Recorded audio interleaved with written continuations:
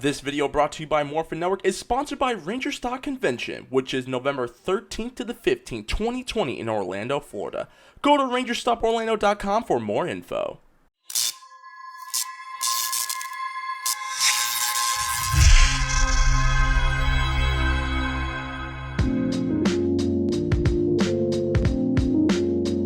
So, Vernon, how's quarantine life? Yeah, I'm going a little stir crazy, but you know what? It's not so bad. I live in a really nice area down here in Los Angeles, so I can look at the beach and take my dogs for a walk up on the side of the mountain, which is really nice. So I do get to go out and do things. So I'm not really trapped. But I did have to hide all the knives and sharp instruments so that my wife wouldn't attack me when she got really bored with everything. So, hello everyone, welcome to another little special live stream interview with an amazing actor, a legendary actor, Mr. Vernon Wells. Vernon, how are you? I'm very good, thank you guys. Really, really good. Awesome. So let's get this interview started. So, Vernon, can you tell us about yourself? Tell you a little bit about myself. Let me see. I'm 6'1" tall, weigh 230 pounds. What would you like to know? Where I come from, how I got here? Mm-hmm. Okay. Basically, I was born on a farm, in a farming community, in Australia, in a little country town called Rushworth. Grew up in the country, moved to the city with my mother when I was probably about 8 or 9. Then I moved back to the country to live with my grandfather when I was in my early teens. And I grew up with my grandfather and my mother. My mother was a single mother. And, she got remarried when I was probably 18, 19 years old, which didn't go down well with me, but that was okay. I didn't mind. So I moved back to the city again. Did the usual things that kids did, went out and got drunk a lot with my friends on the weekend and yahooed around and did horrible things. But it was all kind of innocent fun and I enjoyed it. But I never had this thing to be an actor. I never really was fueled by some great desire to be an actor, because growing up in the country, I used to listen to radio in the morning before I went to school. They had all those little radio shows on there, 15 minutes, like Superman, Batman, Biggles, and all these things. I listened to them, and that was kind of stoked my imagination. I used to love it, but never could see myself doing it. That was the whole thing.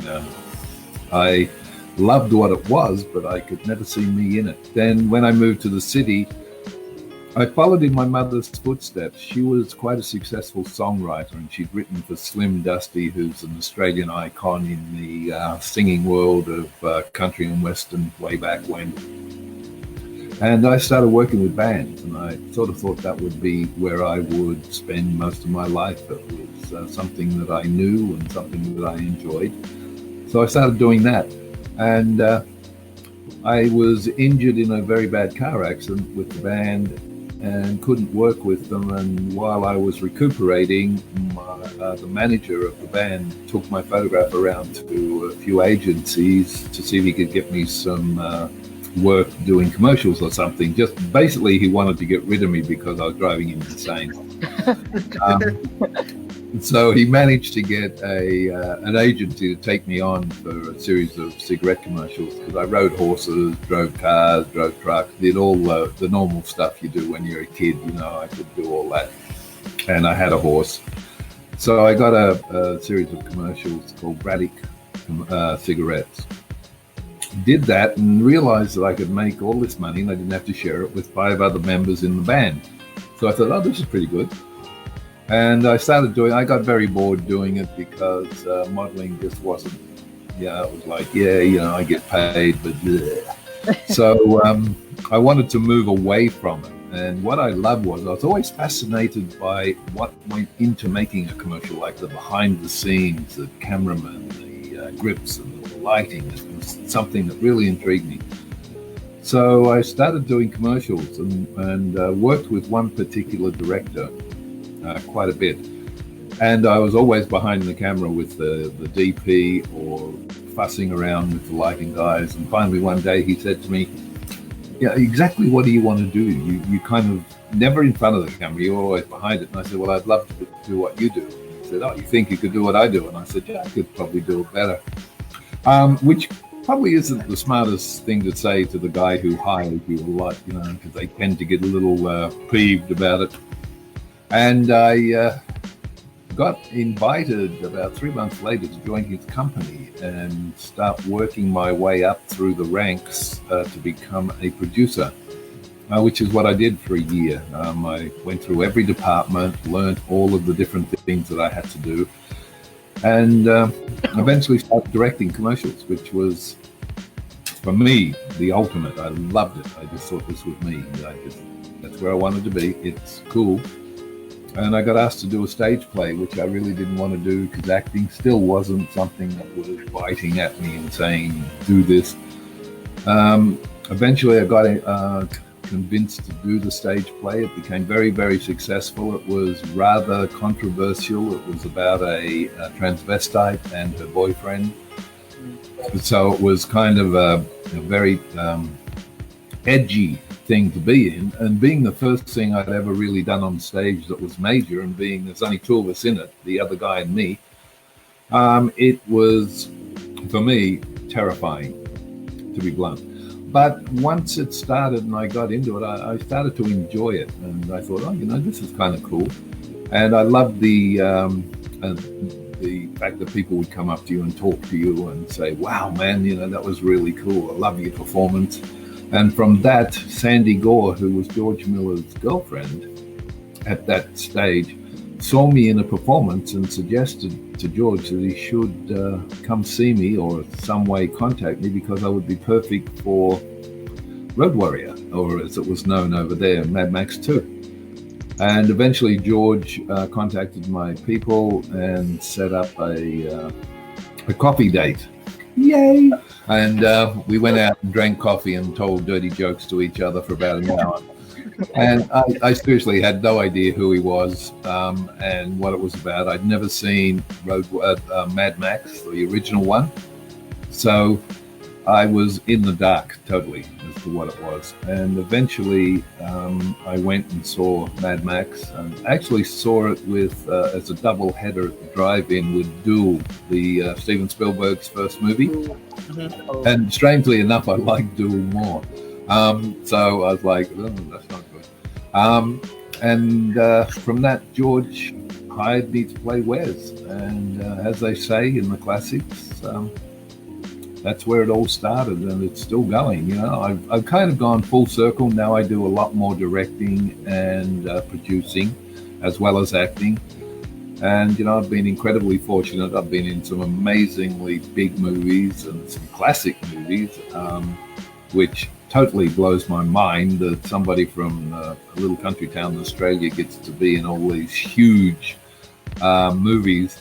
And it just went on and has been going on, still going on, except right at the moment it's not. I'm here in my lounge room talking to you guys instead of being on the set somewhere. But don't get me wrong, I love talking to you, but it's like, I could be working, damn it. It's fun. I love what I do. I have a business partner whom... Brian Martin, who we have a studio complex up in Sacramento, and a lot of stuff happens up there. So I feel very blessed to be who I am. But I think probably, and I know you're going to ask me, so I'm going to say it before you do. One of the funnest times I had was the 12 months that I spent working on Time Force. It was just one of those, not many people get a chance to do something like that. And I was blessed enough to actually get it, and it was a ball. So my question for you is, what was the audition process like for Power Rangers? Once again, I'd never seen Power Rangers in my life. I didn't even have a clue what it was, let alone seen it. And I was in Las Vegas. I was doing a talk show, Vegas at Night. And we're going around to all the different shows that are on in Vegas, interviewing all the people involved. And it was this talk show, which was kind of fun. And they rang me and said, we need you to fly back to Los Angeles. You have an interview tomorrow for Power Rangers. And I thought it was a film.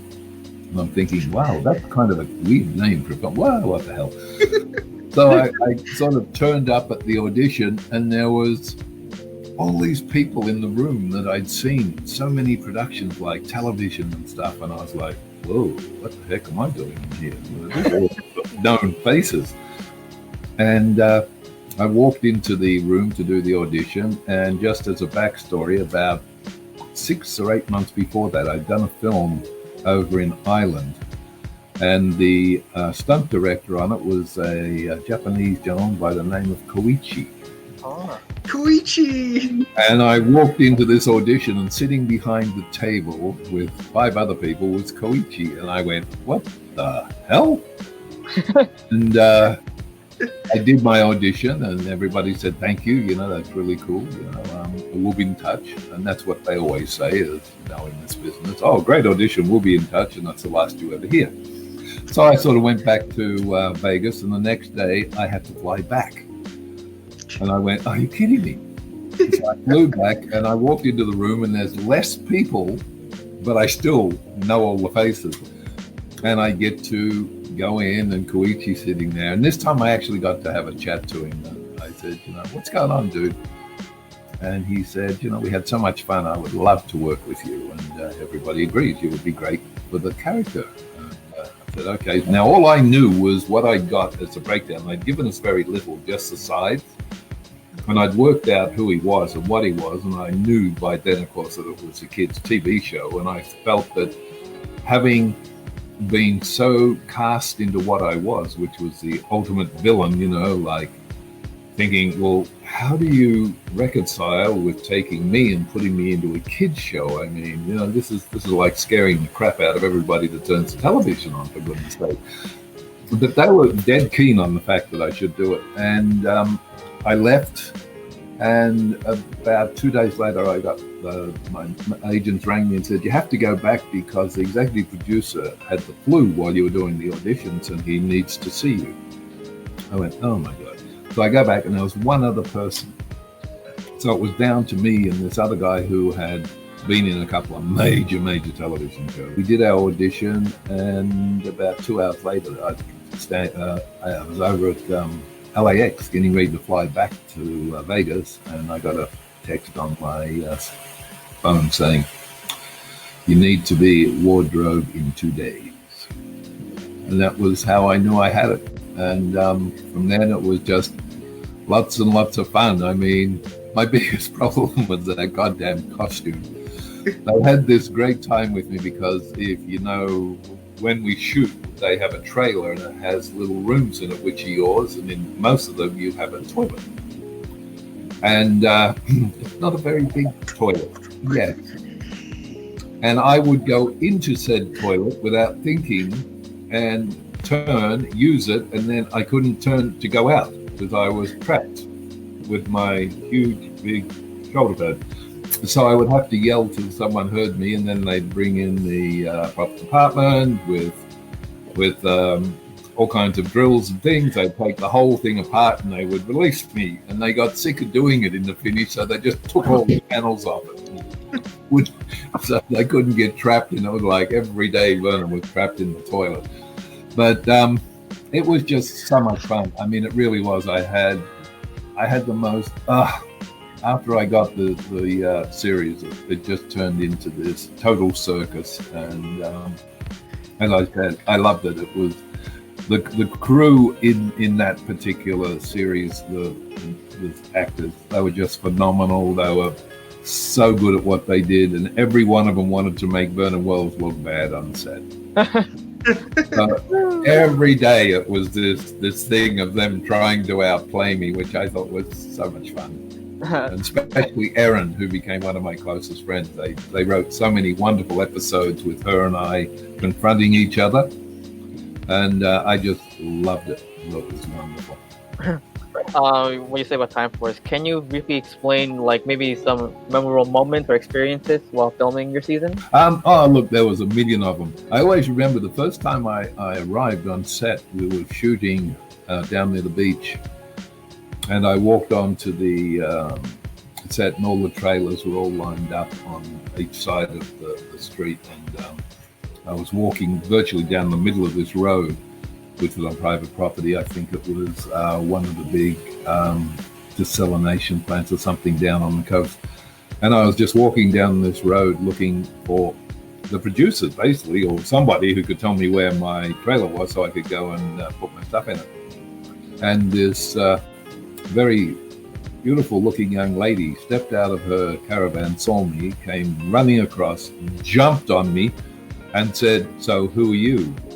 And I looked across the train that had Erin Cahill, Pink Ranger, and I looked at her and I went, "I think I'm the guy that kills your boyfriend."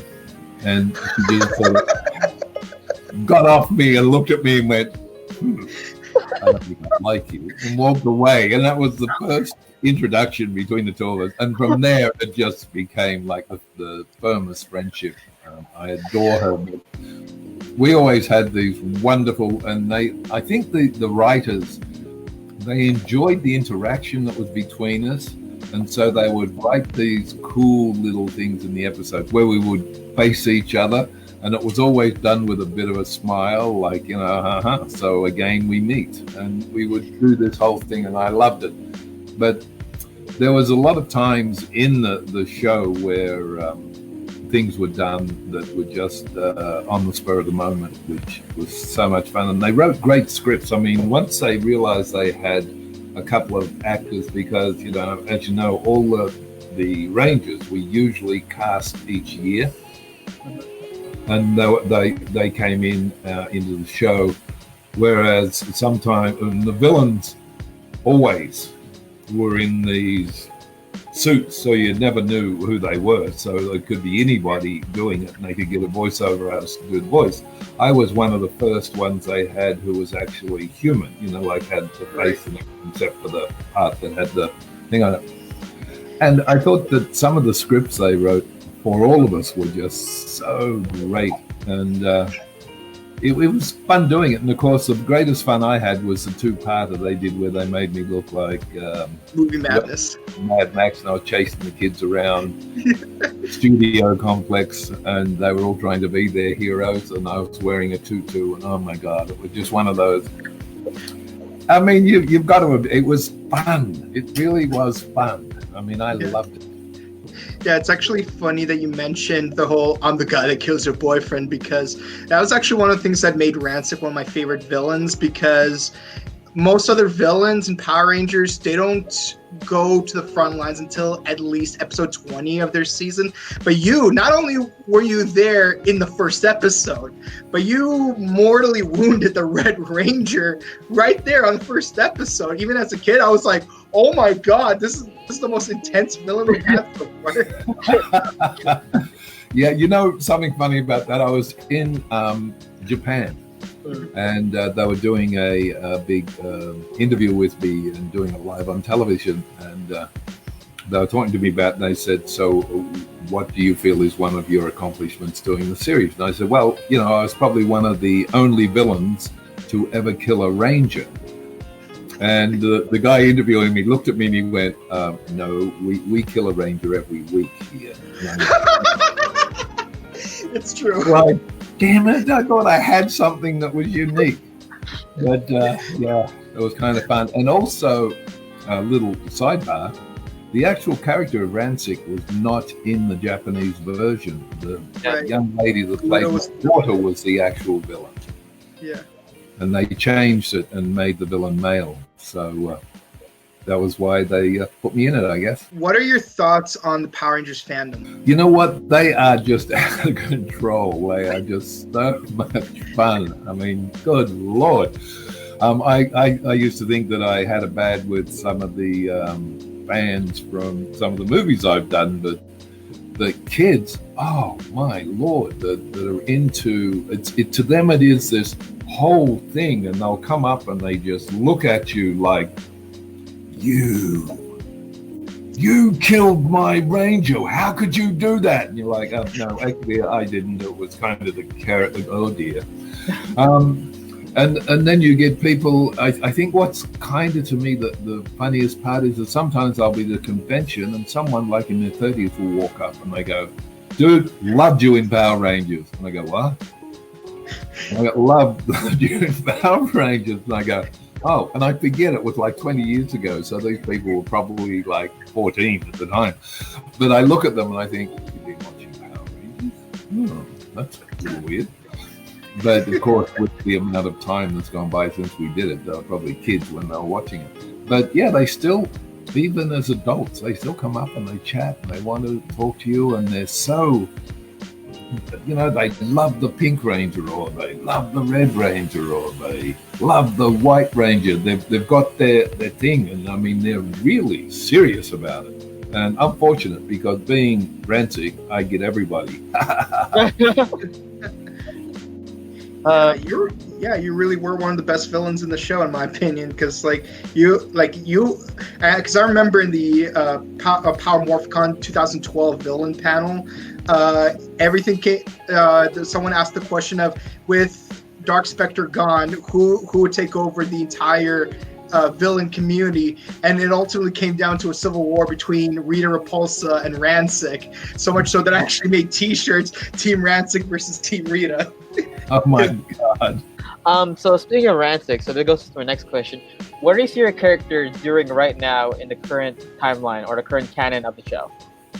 What do you think he would be doing? Yes. Well, that's kind of a two-parter, because in which would you be thinking? Ransik as Ransik the villain, or Ransik as the new Ransik? The new Ransik, after your Wild Force episode. Oh, after I became a nice guy. Yeah. Did they ever do that? God, that just... I guess Ransik would have gone on, to me, using all the knowledge he had and everything that he had done. I think he would have gone on to become one of these people who was all for the environment and saving people and trying to make life better for the little man instead of the big conglomerates. Because as you remember in the episode where we discovered how Ransik became Ransik with his face and everything, it was more because he was trying to do something good than bad. And he got turned virtually from that path into the villainous path as kind of a retribution in sorts of because of what had happened to him. But I think once we went back the other way, he would now, in this pandemic, I think he would be the guy on the front lines trying to get a serum, or he would probably have a serum that he could use. I mean, come on, he was pretty good with what he did, dude. So he would probably go into the future, grab his serum, and come back and fix it. Speaking of trying to keep Humongous and Plughead from coming into power, can you tell us about your experience filming Mad Max 2 Road Warrior? Mad Max 2 Road Warrior. That was kind of interesting. I always have fun, so we might as well get that out of the way straight away. When I'm on set, I enjoy myself. It's just the way I am. But shooting Road Warrior, we actually shot it in South Australia and Victoria and New South Wales, up on the border. And it was very cold, which people don't forget, because where we shot in a valley that was between two mountain ranges. So the wind would whistle down the mountains and whistle the places it shouldn't have, because I didn't have a lot of clothes on. So I spent a lot of time freezing my Batiski off. And they had this, they had this kind of thing that whenever my butt went a kind of a purpley color, they would get us in somewhere where it was warm, because I was getting a little too cold. But apart from that, it was a lot of fun. I mean, Mel was just really cool to work with, just like a big kid. He pulls pranks and he's always doing something. So I loved all of that. But it was a hard film. I mean, it really was. It was very, very strenuous to do. Everybody involved in the film, we were all pretty much worn out by the end of it because there was so much stunt work, so many things happening that we had to be very aware of at all times because you couldn't kind of take your mind off what you were doing or you get run over by 65 trucks. You know, it was kind of very, very tense and hard, but I loved it. I thought it was, at the time, it was just a film that we were doing which would be fun for everybody in Australia and maybe some people in Asia because Japan had loved the first one. Nobody ever, I think, dreamed, or they might have dreamed, but nobody ever hoped that it would become what it became. Probably George Miller, he probably realized what it would become. But you know, Byron Kennedy, his producer, probably thought the same. But the rest of us, we thought we were making this really cool movie that would be great, and that was it. You know, it would be never see it anywhere else except maybe in Australia and in Asia, Japan and places. But when it went on to be what it became, it was like, oh my God. And I think personally it's more relevant today in the society we live in, not because of the pandemic, but in the society we lived in before that, because of our because we have such a reliance on fossil fuel, on oil. And that's what basically it was about. So it's very relevant for what we have now. And it was made, what, 21 years ago? Yeah. Right. Yeah, and I find, and I'm really impressed how even in movies where you don't play the leader of the villains, you still have such a commanding performance that anyone who hasn't watched those movies, if they're asked who's the main villain in the movies, they think it's Vernon Wells and not who the actual leader of the villains is. Like people, like anyone who hasn't seen Mad Max 2 would probably think that Wes is the main villain, even though Humongous was the leader of the Marauders. And you know that says a lot about how amazing you were in your performance. Definitely. Thank you. Vernon, I do have a question. Yes. How's your wolves? How's the wolves? Yeah. Oh, yes. Thank you. Love the wolves. Yeah. For those that don't know, my wife and I are involved in a couple of places that save and thing. One being Apex Protection, which is two friends of ours, but best friends. Steve and his beautiful wife, and they have wolves and wolf dogs, and they have them on their property. They have about 8 or 9 up on their property at the moment, and that is our passion. Love the animals. I just love being around them. Love being with them. They're big. They're unpredictable at times, but they're never dangerous. You know, they're like people. They're you know, they have their quirks and they have their little things, but they're just the most beautiful, beautiful animals to be around.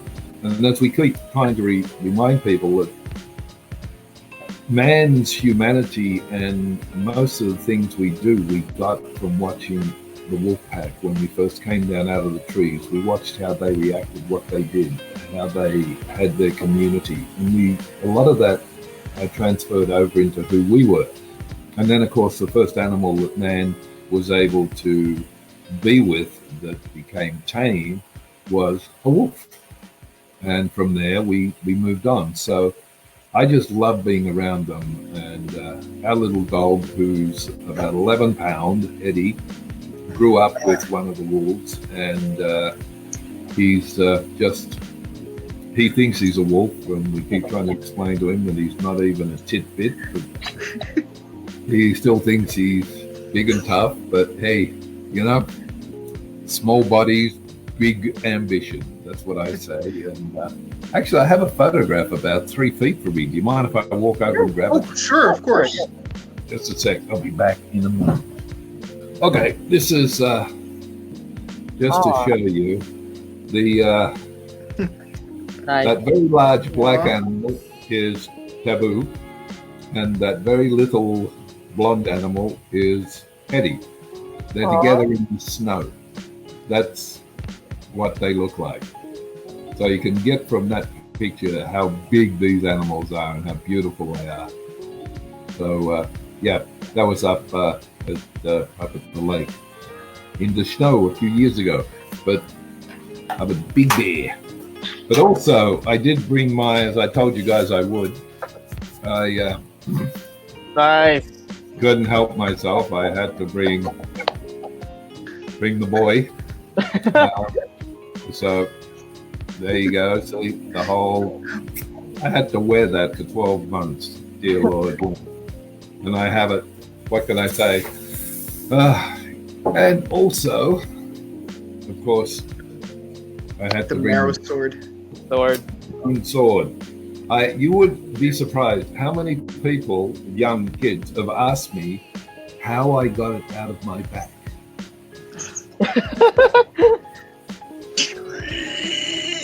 Yeah, Painfully, I imagine. very painfully. But yeah, I have the sword and the mask, which are reminders every day of the pain and anguish I went through for 12 months. No, they make me very happy that I have them. I actually took them to one convention and nearly lost both of them. Ew. So I don't take them anymore. Someone walked up and thought they could take them. Yeah. So they stay at home. It's a little bad.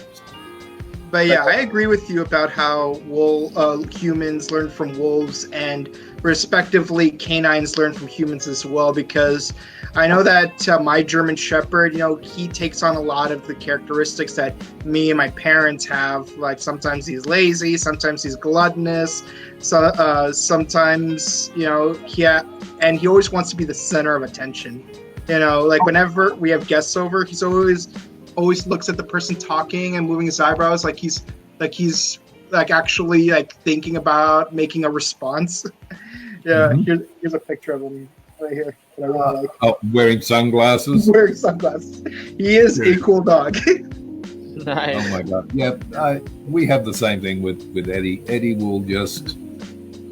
If you have guests, it's like the Eddie show. He has to be the center of attention. That's his thing. And the funny thing is that sometimes Steve and Paula will bring Taboo over here to our place, and Taboo and Eddie still get along, but if we go to their place, we can't take him because he has the pack there, and Taboo is the pack alpha. So Eddie would be in big trouble because he thinks he's an alpha. So when she comes here, he plays alpha and she lets him. And it's the funniest thing is she'll be outside on the balcony and she'll go to come into the house. And he'll walk over to the door and just stand in the door and just look at her. And she'll just sort of go, whatever. And she turns around and walks back out on the balcony. It's the funniest thing. It's like she lets him think that he's big and tough. So they've got more intelligence than we grant them for. They have the same feelings that we do. I mean, they have fear. Can you tell us your advice to an aspiring actor or actress that wants to be in the industry? Sure. Give up now while you're ahead. No, I'm kidding. Just kidding. My advice, which I give to everybody when I'm teaching, and is very simple. Look at life the way you want it and go, you know what, I want to become an actor, I want to get in this business, but I have to have something to fall back on in case it doesn't work.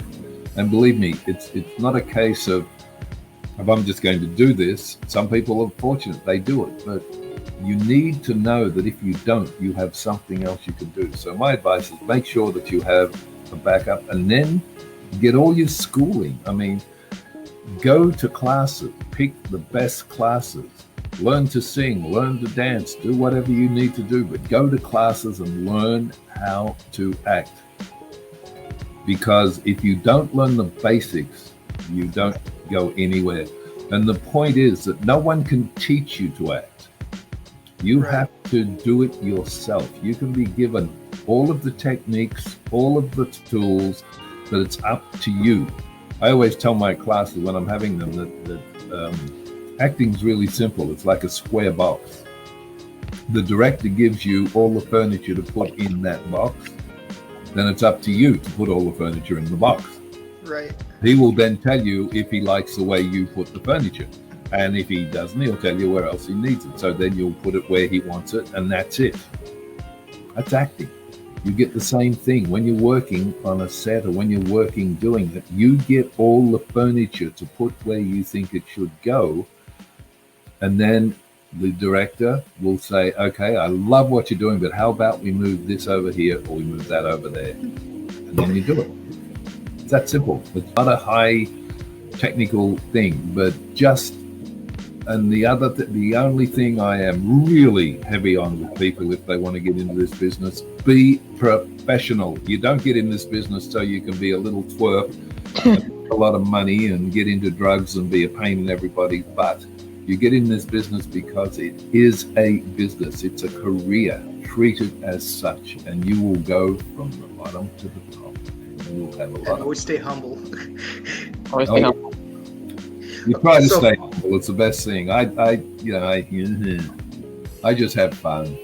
I couldn't be any other way, and that's the way I think people should be. Just to have fun, enjoy it. For goodness sake, it's something that, God, every time I get a job, I'm the first one to go, whoa, thank you. That is so cool. But, it's just the way it is. Accept what people give you and do your best work possible. Make people proud of who you are. Definitely. That's great advice. So the last question that we, the hosts, have for you is any upcoming projects you want to tell your fans about? Yeah. I've got quite a lot if we ever get out of this lockdown. I have some films in hold at the moment. I've been very fortunate talking to people while we have been like this, and a couple of other things have been offered to me, which I really can't talk about. But I know that I'll be doing a Western called Death at Sunrise. They'll be doing there'll be a 25-minute film coming out in 2 months that will be going to all of the conventions and everywhere called Fear of the Woods, which is a precursor to a film. I shot the first 15 minutes of it for the producers, and they're turning it into a short because they love it so much. But that's being done, and I'll be I've got 3 films on hold in Australia. One which I am so stoked about, which is funny. It's a remake of Treasure Island, set in space. It's called Island in the Sky, which I love, and I get to play the pirate. Long John Silver himself. Long John Silver. Nice. They don't call him Long John Silver, but I get to play the Long John Silver character, which will be so much fun. And I have a couple of other films in Australia going, and I've got that, and I'll be doing a short which is called, which is about the Civil War, Southern Hard, which is a brilliant script. There's a couple of things I'm doing with my business partner Brian Martin at the studios up in Sacramento. So, yeah, I believe there's a couple of conventions coming up for Power Rangers because its 20th anniversary is next year. Yeah. Wow. Time Force? Oh my gosh. Time Force is turning 20. I feel so old now. It's so scary. I mean, dear Lord. Yeah, I mean, I was 6 years old when you guys came out. I was like, oh my god. Yeah, I was almost 9 years old when Time Force came out, and yeah, that was a really fun season. On my 9th birthday, I actually got the Team Cannon, where you got the 5 guns that combine. Yeah. That's so cool. I was always stoked that I got they did a Wes statue. You know, the little toy, Wes toy, and then they brought out a game and they had Wes in it. I thought that was just really, really cool because it was always the Power Rangers that got, the toys. But Wes managed to get a toy and a game. So, but yeah, so I got a couple of got the one from Mad Max Wes, and I've got one actually from Commando. So I got 3. Wow. Oh, Nice. that's pretty sick. Nice. Commando was the second Schwarzenegger film I've ever seen. Ah, Definitely. So, guys, this ends the house interview. Now we go to comments and some questions from you guys fans. So, Vernon, are you ready? yep. So, awesome. The Ranger Select says hi or hey. Hi. Ken Brown says, hi, Vernon. What was it like being a henchman in a Looney Tunes movie? Oh, you were actually there. I forgot. Put a double espresso in your sippy cups. Yes. Give them espresso in the sippy cups. Keep them awake. It was it was called Looney Tunes for a reason. It was a total blast. I mean, I just had so much fun. And I mean, Joe Dante I have worked with on 3 films, so I love Joe. So working with him was a blessing. I loved it. But then it was 90% of the people at those 2 tables I knew personally. It was like just this get together of all the villains that have ever been on film, and it was so cool. I loved it. I had so much fun, and it was a fun movie. I mean, it really was. It was a fun movie. Edward Sanchez says, all hail Ransik. Well, thank you, Edward. Kevin Yoshifumi Matsumura says, I like those various serials even though they were before my time. Were you reading serials? Yeah, the ones I used to listen to when I was a kid. Yeah, like, Superman. Yeah, Superman, Batman, all they were all English, by the way, all those shows, which was really weird.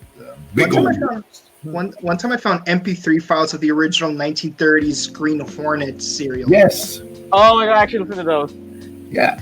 Yeah, it's like first Kato was Japanese, and then he was Filipino who trained in Japanese because of Pearl Harbor, and then in the 60s he was played by a Hong Kong actor, and then in 2011 by a Korean actor. So I'm hoping they're gonna do like a couple more remakes so they could have a Russian actor play Kato. No, they got to have a girl do it next. Yeah, definitely. Oh yeah, there was that one comic series, right? Ranger Vault. Holy bleep, you're my babe, Mr. Ransik. Well, holy bleep, back to you. Thank you. So, Thank you, Guami. So Kevin's saying the team up with Valforce was awesome. I really like how it was USA exclusive and you wrap up and added more to your backstory of your character. Yes, definitely. I always felt a little bit cheated though, becoming the good guy. And it was quite funny because they had a big reunion that they did in New Zealand when they were filming. They filmed a big film with all of the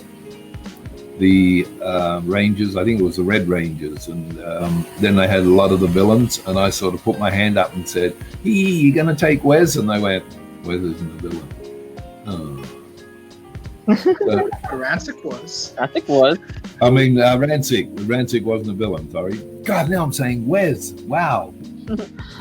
Edward Sanchez. What was it like to work with Aaron Cahill? I loved working with Erin. Erin is one of my best friends. Her husband, Paul, is one of our best friends. I adore Erin. You have no idea. She is just the most sweet, lovable human being God ever blessed me to have as a friend. She is just it. That's, I can't say enough about her. And the rest of the cast, by the way, I'm not running them down. They were all wonderful. But Erin and I seem to click on the whole thing, and we still do. We're still great mates. Yeah, right, because she was the Mad Max to your Wes. Oh, no, don't rub it in. Josh Johnson. What was it like to working with Kate Tilden, who played your TV daughter Nadira?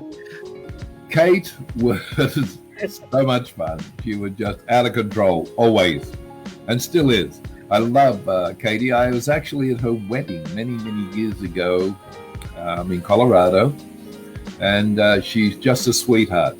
And she was so much fun as my daughter, and we got up to some really bad things on film when we were. I think adults may have seen what we're doing, but kids didn't quite get it. A little over their head, but there was a little bit of. But no, she was great. Loved her. Still do. I especially love how she added more angles to your character, like the levity from the episode when she was dating Michael, or Yes. or that sorrowful moment in the last episode when you're holding her in your arms. Yeah, You know? no, she was so much fun, and that episode, it's so funny that people love that episode of where she was in love with the Green Ranger, and I was like, all right, kill everybody, but not the Green Ranger. Oh, you mean Blue Ranger. Gotta keep him alive. I especially love how you like pulled his tongue. Yeah. that was different. So, some of the actors is asking, how was it like to work with Edward Lawrence Albert, Mr. Collins? He was adorable, and it was so heartbreaking when Edward passed away. He was just such a wonderful human being, and so easy to work with, and so much fun. And it was, as I said, it was just heartbreaking. But he was one of those people that had a wonderful, wonderful soul, and it was so easy to work with him and get along with him on the set. And I appreciated him, and I still do actually. Whenever I'm talking about the show, he's one of the people that comes into my mind very readily. Definitely. Lazarus Korytopoulos from Greece says, hello, Mr. Ransik. Greetings from Greece. Hello, Lazaro. Lazarus? Okay, I think I got it right. How are you? And thumbs up to you too, my friend. So, Luis Caupoya Ariano. Hello, Ransik. Best regards from Lima, Peru. Well, hello there, Luis. And best regards to you too. You know what? I was in Peru a few years ago because we went up to Machu Picchu. We did the hike, the 3-day hike up to Machu Picchu. And that was one of the special times of mine and my wife's life. So we have actually been over there. Love the country. Did you keep anything from the time for set? Yeah, I showed it to you. I'll do it again. I'll be nice. I'll do it again. This is for you, Seth. I have the head. Nice. I could always say I have 2 heads. See, 2 heads are better than one. Not quite sure of how to make this work on the camera. There we go. Everybody always says I've got a big head. Now I know why. And I managed to be fortunate enough that they gave me one of the swords, which is absolutely beautiful. Nice. It is in my collection that I have, and I love it. So yes, I was very, very fortunate to be able to get those. By the way, I was curious. I have one curiosity about the swords. I know you had one on your back and another one in your knee. Were they 2 different swords, or was it the same sword in different positions, prop wise? I believe. Let me think. The one that came out of my knee was shorter. It was that's the one that I had when I was fighting the Red Ranger right at the start of the first episode. Oh no, that was the I had second my episode. hand up like that, and it was hitting the blade. That was the one that came out of my knee. The main sword came out of my back. So, also, do you have any concept art drawings on Ransik? I have no concept art drawings, but I have a heck of a collection of drawings that people have done of the character and of so many other characters I've played. I have some of the most amazing artwork done. And I believe in probably a few days, maybe a week or so, there's a couple of pieces coming from Poland. This young lady drew the most amazingly beautiful pictures of the character of Wes, actually not of Ransik. And she wanted me to audition one, and she said she'd send me 2 if I would autograph one. And she said she would send them to me if I did. So, no, I didn't have any concept art on Ransik, but I do have photographs and drawings and things that people have done and sent to me, which I love. I think. Oh, hang on, my Is this for Ransik? no, my wife has come running out with stuff. Ooh, okay. This is actually the kind of thing that I get. This is from Road Warrior. Oh my god. That's and the gentleman sent me one from Commando as well. They're just pencil drawings, which are just absolutely brilliant. And this one I love. This is my most favorite one. Nice. Oh, Oh. Wes is a hamster. No, it's a cat. Oh, it's a cat. Oh, Yeah, okay, I see now. Japanese emoji.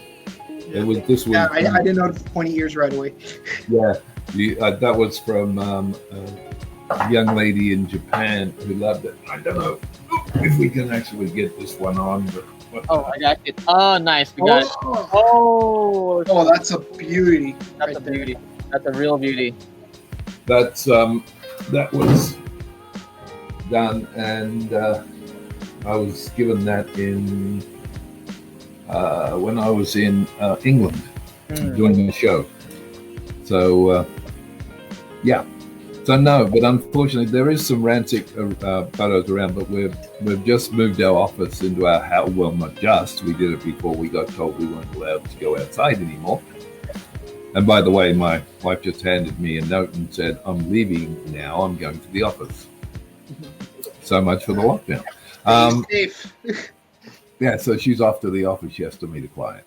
But we've been moving everything in, so stuff is everywhere. But she managed to find those and bring them out so I could show them to you. But it would have been great to have some of the original concept art of Ransik, what he actually looked like. I don't think he looked a lot like he ended up somehow. Nice. So guys, we only have like less 2 minutes left for the podcast end. So again, thank you guys for watching this special interview, and thank you so much to Mr. Vernon Wells for being part of this. Thank you so much for coming. Don't be silly. It was my pleasure. I loved it. I'm just so thankful that I have fans.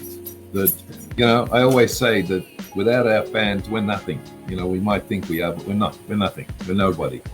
And after all this time, it's just amazing to know that people still enjoy what I do, and people like you that ask me to do shows and interview me. I appreciate it. You have no idea how much I appreciate the fact that you want to talk to me. And I'm more than happy to interact with you guys and interact with the fans, because they're special people. I have one thing to say. My wife is Buddhist, so I have become very much in that realm. It's from my heart to your heart. May everything you wish for, may everything you desire become yours. And please, be safe, be careful, live long, and as a very famous man used to say, prosper. Thank you so much, guys. Oh, you had to do that, didn't you? I knew. I knew. I can do it. So Vernon, where can I find you on social media? You can get me on my where can you get me? Gosh, you can get me on everything. I'm on WhatsApp and you name it. I'm on Twitter and everything. And my hashtag is Vernon G. Wells. Nice. Boken, my partner Mike, where can I find you? You can find me on Twitch at twitch.tv/BokenKabuto. That's Boken as in Boken Red from Bokenger. It's the Japanese version of Operation Overdrive. And Kabuto from Kamen Rider Kabuto. And you can find me on Instagram at chrono_justice_cosplay. You can find me on Instagram at Dancerboy247, and please follow us on Facebook, YouTube, and Twitter, and yeah, I said much. And also, before we end the show, so I have to do a shout out to our sponsors again. So shout out to Ranger Stop Convention, which is November 13th to the 15th, 2020. Okay, guys, thank you guys so much. As we do, we say goodbye, wave. And again, guys, stay safe, be well, and yeah, guys, do social distancing. Bye, guys. Bye, guys. Thank you. Have a bright future.